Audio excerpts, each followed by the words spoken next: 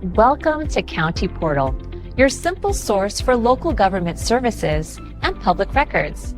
Let's get started. Ever wondered how prisoners shave?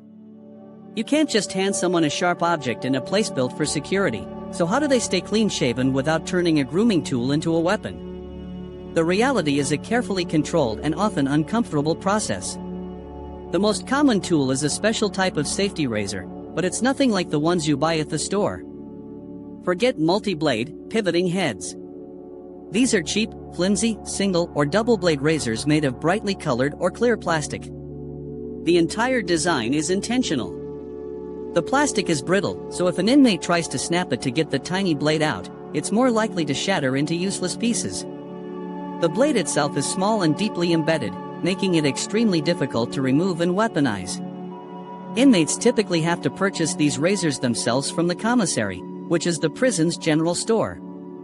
Using money on their account, they can buy a small pack of these razors, along with other basic hygiene supplies like soap or a small tube of shaving cream. If they can't afford or don't have shaving cream, they often just lather up a bar of soap with water. The shaving experience itself is far from luxurious. It's usually done over a small, stainless steel sink and toilet combo, often with only cold water. The mirror isn't glass, it's a piece of polished steel bolted to the wall that gives a warped, funhouse-like reflection. It's a quick, functional task, not a relaxing morning ritual. And, of course, there are strict rules. In higher security levels or for certain inmates, razors might be treated like tools. They are checked out one at a time from a guard and must be returned immediately after use. The guard will inspect it to ensure the blade is still intact. In lower security general population, inmates might be allowed to keep a pack in their cell, but they are always subject to random cell searches or shakedowns, where contraband is confiscated.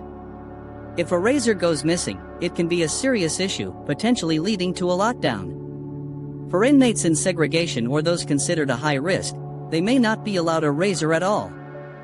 In these cases, they might be offered a barber service where a guard uses electric clippers to give them a dry shave, or they may simply be required to grow a beard, depending on the facility's grooming policies.